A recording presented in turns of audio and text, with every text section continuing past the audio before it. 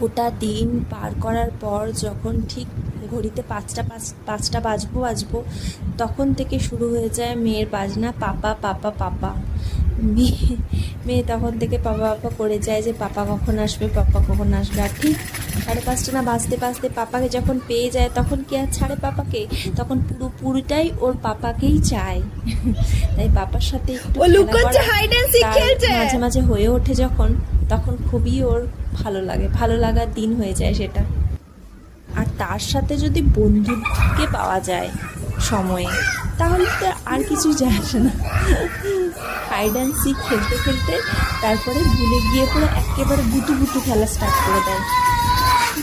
এইভাবে মজা করে আমাদের পাশেই একটা নেবার থাকে, নেবার বললে চলে না, আমাদের ফ্যামিলির মতনই হয়ে গেছে, জারান আর আরাধ্যা।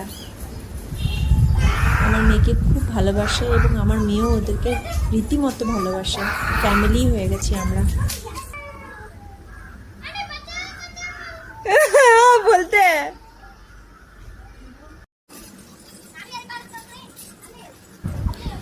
বাবার ক্রিকেট খেলতে যাওয়ার সময় হয়ে গেছিলো, আজকে ম্যাচ ছিল, তো ম্যাচটা হওয়ার জন্য তার জন্য তাকে ঘরে ফিরিয়ে আনতে হলো। ওদের খেলা হয়ে গেছিলো, ওদের পড়তে বসার সময় হয়েছিল, তাই চলে গেছিলো বন্ধুগুলো, মানে বান্ধবী বন্ধু সবাই মিলে। এবার ও যখন ঘরে ঢোকে, ও যেহেতু দুপুরবেলায় ঘুমোয়নি আমার মেয়ে, সেটার জন্য ও আবার কান্নার বায়না, আবার ঘুমানোর বায়না, তার জন্য ওকে জাগিয়ে রাখা দরকার আছে। কমসে কম 8:30 9টা পর্যন্ত জাগিয়ে না থাকলে উধাম উঠে যাবে মাঝরাতে, তার ভয়ে আমরা জাগিয়ে রাখতাম ওকে, যাতে আবার ঘুম মেরে না দেয় সন্ধেবেলায়।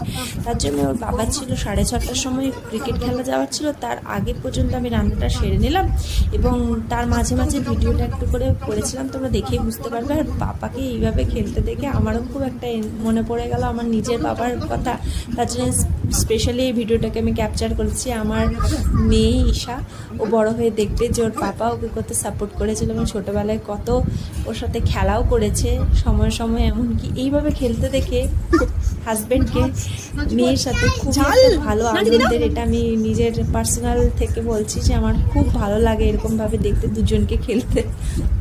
তোমরা সবাই ভালো থেকো এবং লাইক করো, চ্যানেলটিকে সাবস্ক্রাইব করো।